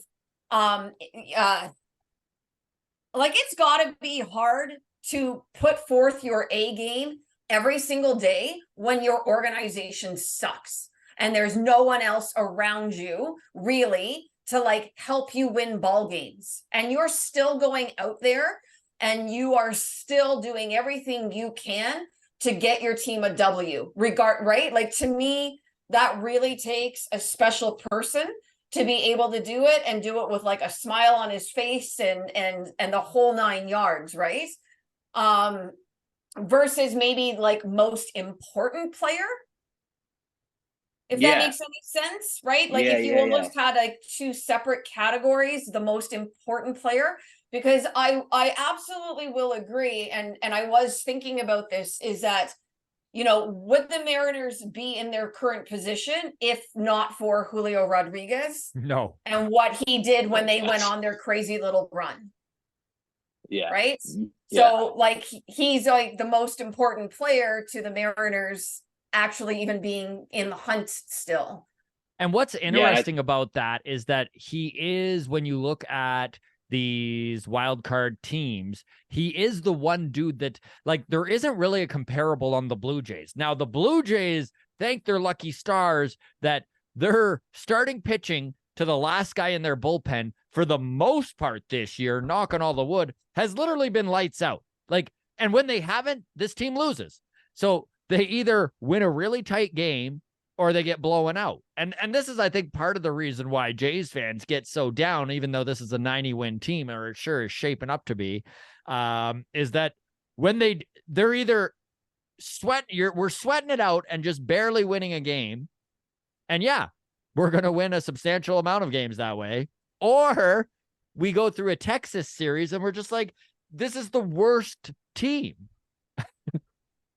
So the fact that Julio Rodriguez, all I'm saying is I really do get your point, Juan, of like the value that Julio gives. He put that team on his back for what, couple of weeks. There's not a lot of equivalence, exactly. Right. Yeah. And there's no disagreement that Ohtani is the best player in the universe right now. There's no arguments, and hopefully he comes back healthy and shows up and gets the money that he deserves this offseason, because what he's doing is nobody's done it. Nobody's done what he does. And I think like everybody said here, I think we're all in agreement that the Angels as an organization right now are pretty trash. And I think they did him a real disservice at the trade deadline this year. You know, he's done so much for that organization, and for them to, you know, fake go for it, in my opinion. And I remember saying that I didn't believe it when they went and traded for Giolito, in my opinion. They should have traded Ohtani. You know, they could have started their rebuild, because there was no way he was going to come back.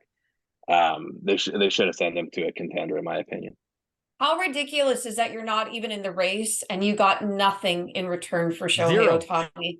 You lost prospects and then put these guys out, like literally Cleveland, and thank you, Cleveland, for taking care of the Rangers. Like, Cleveland literally bolstered their lineup for free. They're just like, well, Thor didn't work out, we'll just grab Giolito and pay a couple bucks. Like, you almost have to assume that they're mismanaging the team on purpose for some strange, like, whether it's a tax thing or like, I'm just like, what is up? Right? Like, you didn't get anything for Ohtani, and also you lost your second and third best prospect for nothing. For That's no awful. reason. Right. You're not and even now going to be a your wild other card team. franchise player is saying, I'm open to being traded. Yeah, I'm done with it. I'm over it. Trout has done even more for that organization than Ohtani. It's crazy. He's got to go. He's got to go somewhere else. I am enjoying watching it, though. I will add that. I am having the time of my life right now with all this. So this has been a Mariners heavy episode because I've just been greatly outnumbered, Jen. So it's good to have you on board here. Before we go to topics, we will turn our attention back to the Jays, because I do want your opinion on what is going on, Jen, which is basically the mathematical probability of what just we watched over the last 3 days is almost a 0%. Literally everything that could have went the Jays' way went the Jays' way, outside of Houston losing today or winning today to Kansas City. The Mariners are swept. The Blue Jays swept the Red Sox. The Guardians swept the Rangers.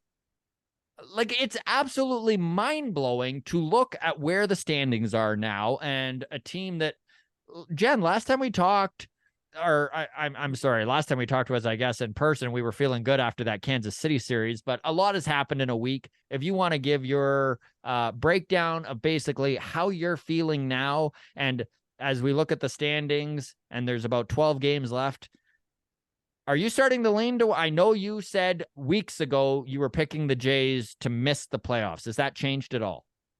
So first of all, I almost messaged you midweek to ask if I could come on the show and yell, just yell about everything and just get it off my chest, because I didn't feel like it was coming across on Twitter, even though I did angry enough. Yes. Even though I did say that John Schneider demonstrated big loser energy, I still felt like it wasn't strong enough, and I really just needed to get it out there.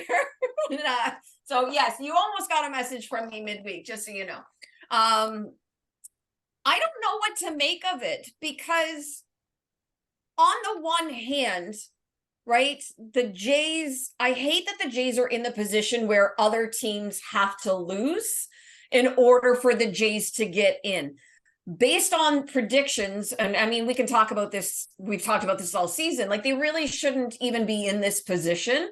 They should be relatively comfortable in a wild card spot. So I find that part of it. But when you look at these three series, okay, they swept Kansas City, but just as easily could have been swept, right? I mean, that Cole Reagan's game, the only, right, like falling apart is the only reason they won that game, for instance, right? I'll come back to the Texas series.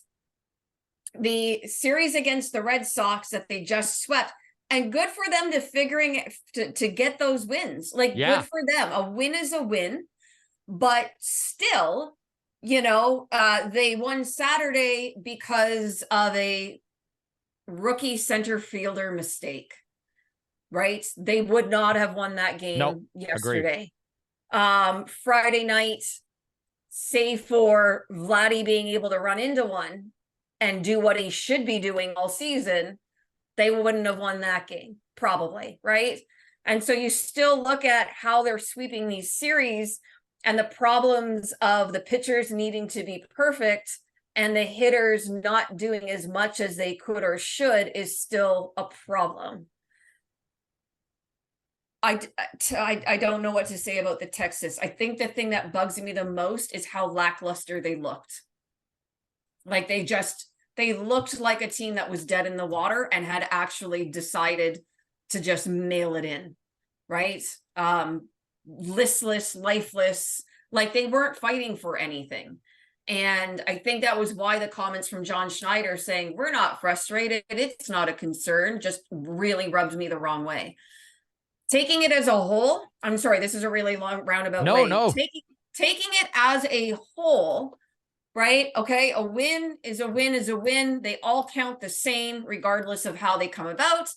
Other teams losing, a loss is a loss is a loss, and it all adds up to who makes the playoffs. Right now, it does look like the Jays are in a pretty good position based on who all the other teams are playing. Not even necessarily who the Jays are playing, because I do think the Yankees and the Rays are going to be tough. Yes. Right? The Rays are still trying to overtake Baltimore. Like, I think they still think they have a shot at overtaking Baltimore. So I don't expect that Rays series to be particularly easy. And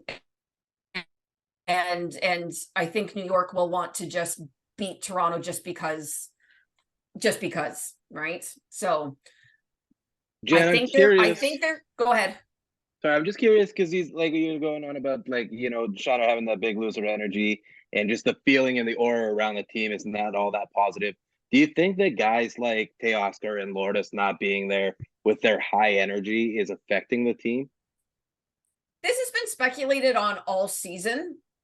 I personally would like to think that grown men being paid millions of dollars, some of whom are still paying for their next contract, would be able to bring the energy all on their own, right? Like if I got paid what they got paid to go out and swing a bat and run around, and yes, I know there's high pressure, right? There's pressure to perform, but that's part of what's supposed to make you elite, right? Separate you from those maybe who don't make it to the show. I would like to think you could bring your own motivation and find your own energy.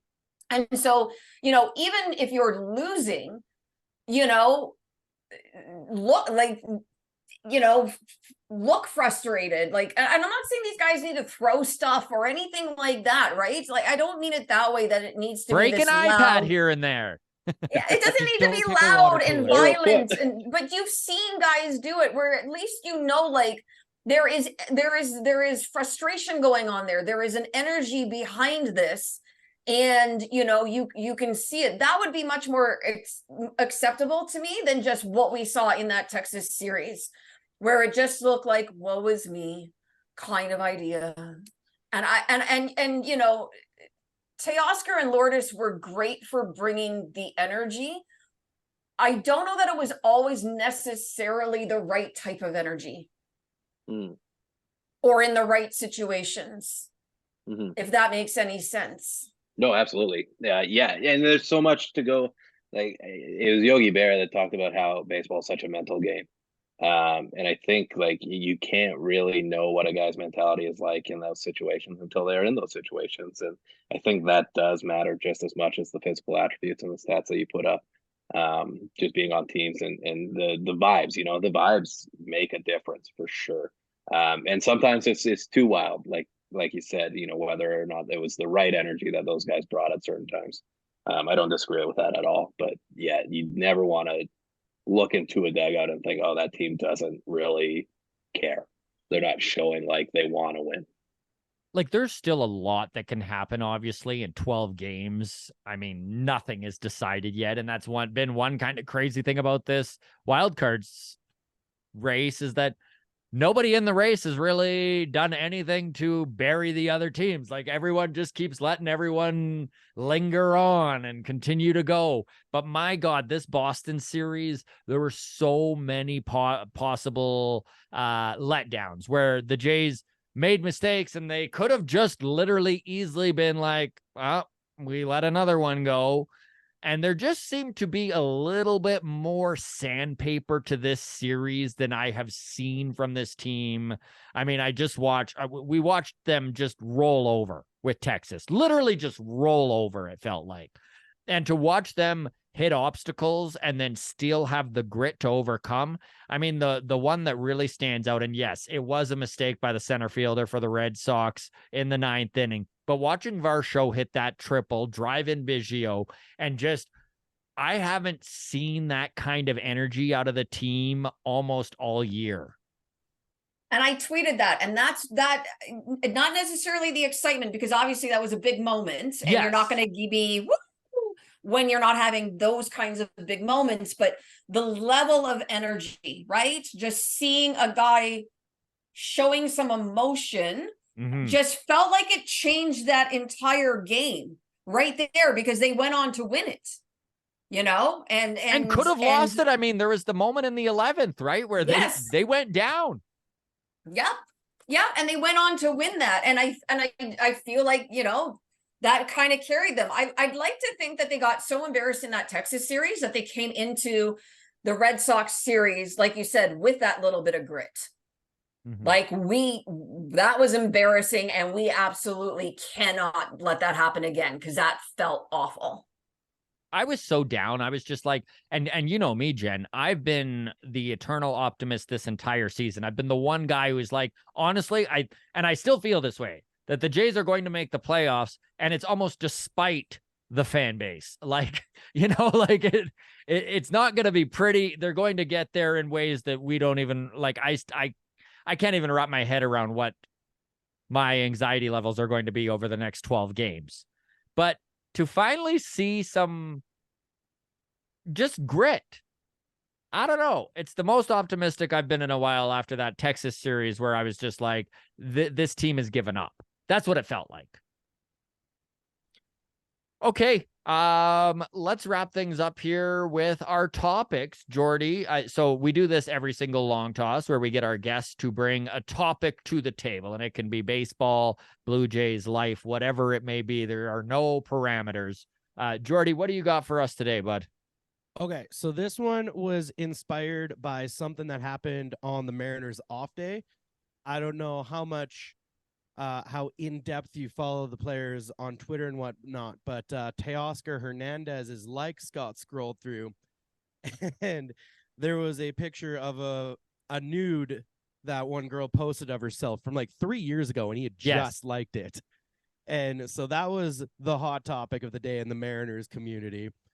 And so that got me to wondering, for you guys, what is your favorite player's social media moment? Doesn't have to be a bad thing, can be just a joke that a player made online or something.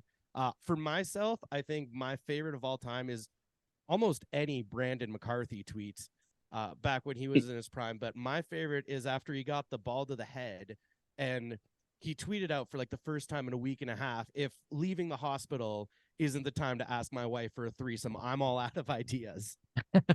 So that's my personal pick, but I'm just curious what your guys' would be. I love that.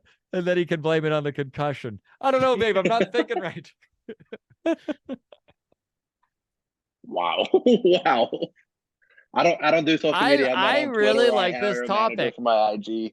I got nothing here. One of my favorites that I saw, and this was a more recent one. This was at the beginning of the year. There was some guys on Twitter that follow the prospects of the Blue Jays and kind of report on the Canadians and the Fisher Cats and the Bisons. And one of them was like, there's nobody really within the system that we could see come up and pitch in the majors this year, maybe one or two. And then one of the responses was Ricky Tiedemann, and his response was, I am the one. And I just thought that was kind of fun. I don't remember I'm actually trying to look for it now. I don't remember what year it was. But I guess it had looked like the Red Sox were pretty much out of it. And they ended up, I guess, in the last couple of weeks of the season, making the postseason. And Dustin Pedroia's wife, I think, had booked like a vacation or something like that, thinking that they weren't going to make the playoffs.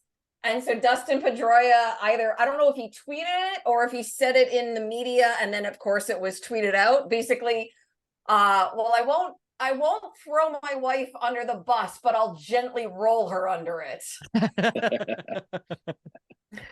I will say, it wasn't social media, but anything that Munenori Kawasaki said in a post-game interview, for anything, you take anything that man said, and that would be my pick. Those that interview, the Monkeys Never Cramp, that makes its rounds on Instagram like every 3 months, and there's people who see it for the first time. Yeah, and it's just, and it never gets old. Like I watch the full thing every time it pops up on my feed. That was why he eats bananas or something. The potassium, was that what it was? Yeah. Monkeys never cramp. Monkey never cramps. They eat bananas. Yeah.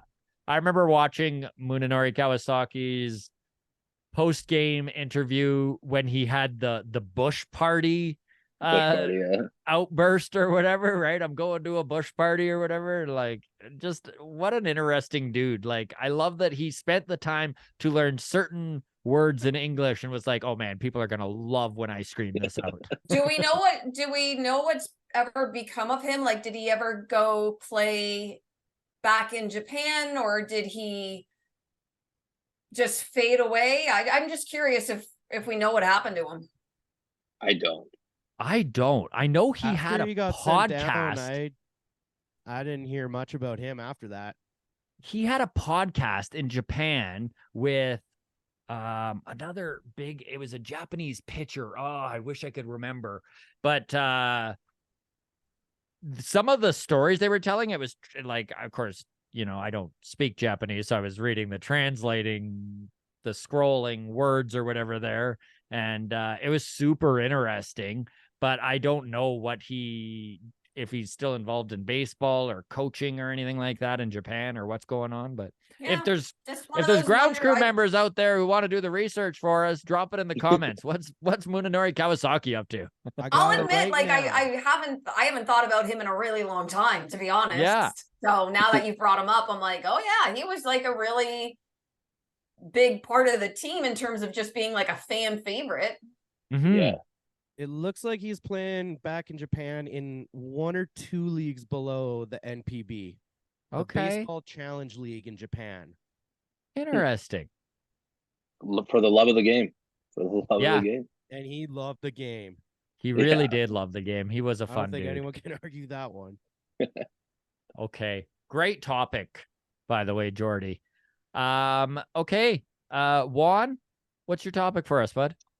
Yeah, September 15th marked Hispanic Heritage Month. And obviously, the Hispanic community is a big part of baseball. So my question to you guys is, how do you feel about recent conversations around Roberto Clemente's number being retired much in the way that Jackie Robinson's was? Strongly I'll against take it. the lead How on this could one. they? No. Whoa. Can you imagine that's my take? Yeah. Honestly, I think it's well beyond time. I mean, I don't know why they wouldn't. I can't think of a good reason to not retire his number. What he did for the Hispanic community and the Black community in baseball is still under touted, I think, in general. There's not enough credit given his way for what he's done for the game in general. You know, like those Pirates teams that he was a part of really helped move the needle when it comes to acceptance of Black and Hispanic players being and acting however they want, right? Like being given the same sort of leeway in certain scenarios. Whereas Jackie Robinson, I mean, the whole reason he was chosen was very much that, you know, he took his lumps. He wasn't overly vocal. And that was not the case with Roberto Clemente and that Pirates team in general. And I think giving a little bit more credit to what he has done for the game in general would be great. Because you witnessed it firsthand during the day. Like all of the Hispanic players, like he's a hero, and he should be. Mm-hmm. Yeah, they all wear his number during the weekend too. All the Puerto Rican players are sporting his number, which something that only Jackie Robinson is the only other person to do that. Mm-hmm. And his award is a huge honor. All the players who were nominated for it, that's the one that they brag about, you know? Like I also don't see a reason why they wouldn't, because yeah, the guy was one of the greatest right fielders, if not the greatest right fielder of all time. And what people know him most for is what he did off the field. It's a very rare thing for an athlete to have a reputation like that, even though they were so dominant during the game. So I think it's something that should have already been done already as well. If you ever want to Yeah, go down a rabbit hole, by the way, if you want to just type in Roberto Clemente canon into YouTube, there are like, it literally like his arm was insane. And they've got like, you know, just 10-minute montages of just him just firing guys out at home. It's awesome. I agree with everything that's been said here. You know, I think there are, you know, very few guys who come along who, you know, the narrative around them is so much broader than just, you know, how they performed as a player, right? And the impact that they were able to have on baseball, on the community, and the fact that that impact still echoes today. Why would you not honor a player like that by retiring their number? I love it. I love all those answers. And yeah, that was cool. Thank you, guys. Couldn't agree more. Okay. Jen, what do you got for us today? I will admit I struggled to come up with topics today, and part of it just had to do with a lot of things I was trying to get done through the day. So put your fandom aside, okay? Put your team that you are a fan of aside. Let's just assume, there you go. Just assume that they are not going to win the World Series. Who do you want to win the World Series if it can't be your team? Who do you want to win the World Series? Who would you like to see win it all? If it can't be your team, who would you be like, yes, good for them? I have Cincinnati been Reds. rooting for Cincinnati ever since Yes. they called up Ellie De La Cruz. I love the guy. I love watching him. And if they can somehow, which it's a long shot, but if they can somehow beat Atlanta with just this young, exciting team, that would be one of my favorite postseasons, maybe since 2011. Yeah, I got to go Cincinnati Reds too. I have some personal connections to the Reds. Obviously, Votto being one of those great Canadian players, and a lifelong Red. It's the only player or the only team he's ever played with. Stuck The other around thing with them too, through the hard times too. through the hard times, yeah, he's always been a good sport and a good character guy. The other thing too, and we talked about this a little bit earlier, was those yo-yo players. But Alejo Lopez has been up and down with the Cincinnati Reds. He actually lived with my family when he was like 15 years old, playing baseball up in Canada. So my family billeted Alejo, and so I would love for him to get a ring because good guy, good kid. And there's that personal connection. So if it's not the Mariners, then I would choose Reds, and then behind that the Blue Jays, because that's Canada's team. So I have to leave the AL because there are too many biases there. There's literally, you know what? And it's so funny because the amount of people that with this young, exciting Baltimore team say things to me like, how can you not love Baltimore? Well, guess what? I hate them. I don't even give a shit. I'm already on the hate Baltimore bandwagon. Adley Rushman and the boys, they're too good. I don't like them. But I'm an Underdog fan, so I would love to see the Milwaukee Brewers. If I had to pick a team, I love that the Brewers year in and year out go out of their way to bolster their team with baseball players. And when I say that, I just mean that it's really easy in today's baseball to do the numbers, look at the analytics, and be like, you know what, for the amount of money we would pay to go out and get a guy with a track record, we could just call up a guy from AAA. And yeah, there's going to be some bumps and bruises, but the numbers are going to be pretty close. But in my opinion, that's not how you win. You win with guys who have the experience, have been there and done that. And the Milwaukee Brewers always find creative ways to bring in ball players, bring in guys who have been there and done that. And they are a small market team. So I would love to see the Brewers and this is obviously if the Toronto Blue Jays don't exist. Well, and to add on to Scott's, one thing that I always feel bad for is when you have siblings playing in the majors and one of them has a ring and the other doesn't. So I'd be fine for that, for William Contreras to get one and just enjoy family suppers a little more when he doesn't have to look at his brother's ring. Those are good answers. Those are good answers. Since Cincinnati, I feel like everybody could get on board with, right? Like regardless of what your fan base is, how could you not enjoy, Cincinnati going on a bit of a run?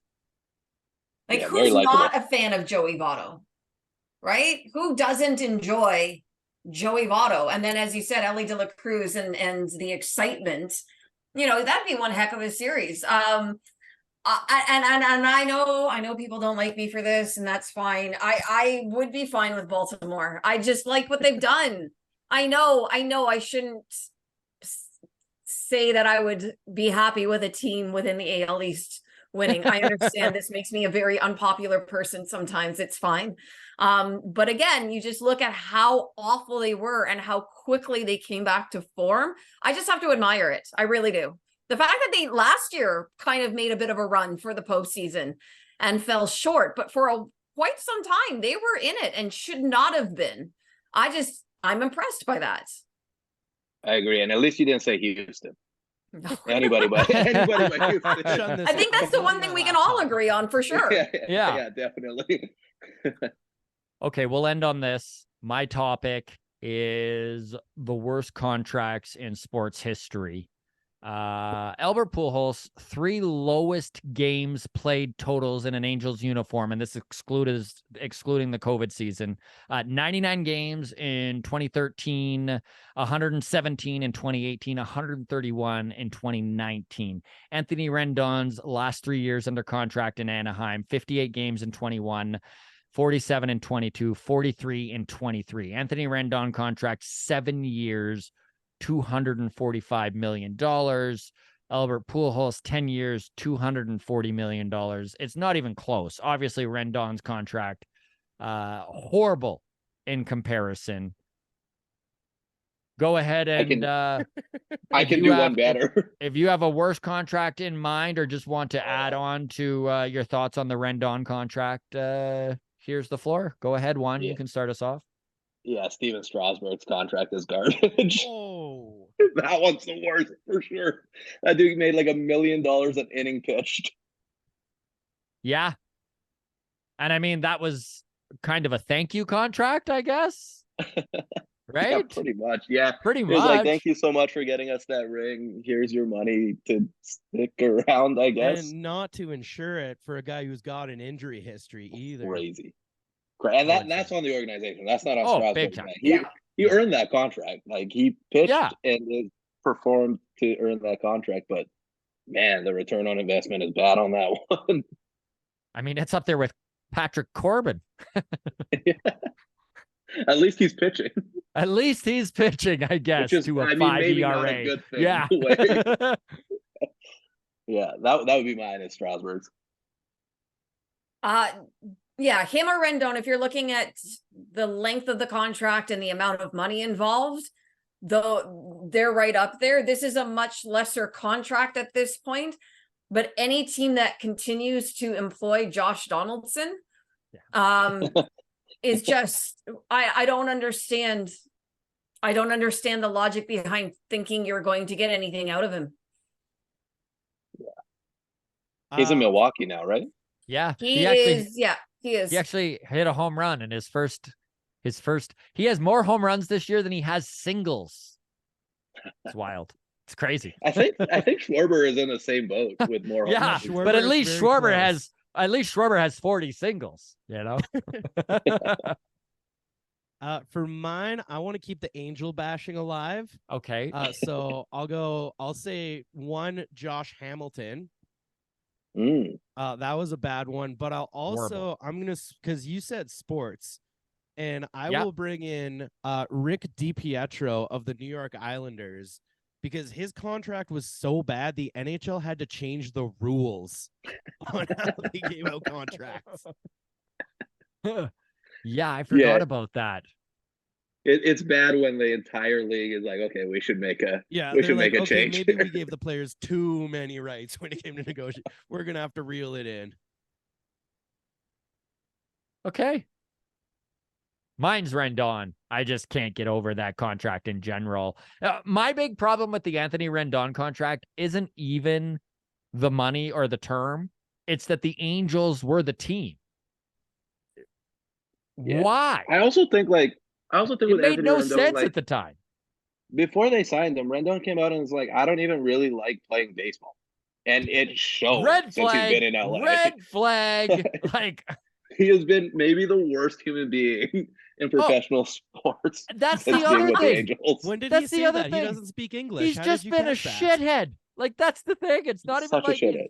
Oh my God. But this goes back to my point about the Angels and the mismanagement of the team, and it almost feels like it's on purpose. It's so bad. How does one organization do so many terrible things? It's awful. It's awful. It's Not the awful. worst person in sports. Obviously, there are some major issues, but like, man, that was just stupid. Yeah.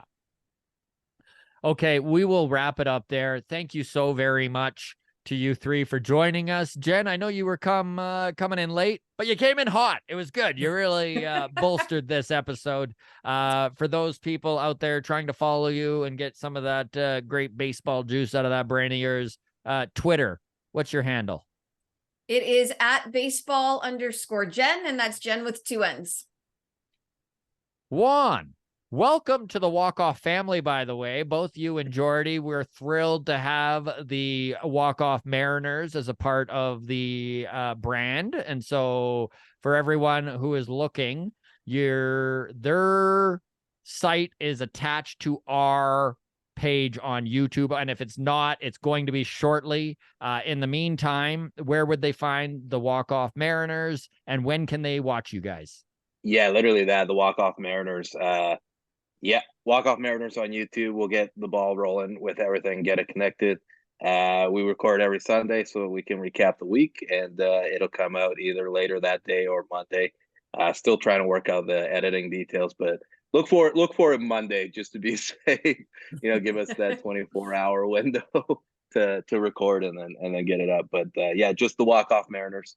You guys can find us attached to Scott's walk-off page. Obviously, we're really excited to have this opportunity. Thank you to Scott and Adam and the walk-off team. And we're thrilled to have baseball. you boys on board. We're all buds, by the way. Juan and Jordy, also a couple comedians, so we're keeping it in the comedy family with the baseball podcasts. The Walk-Off Mariners, check it out, everybody. Thanks so much. Cheers. Thanks for having us.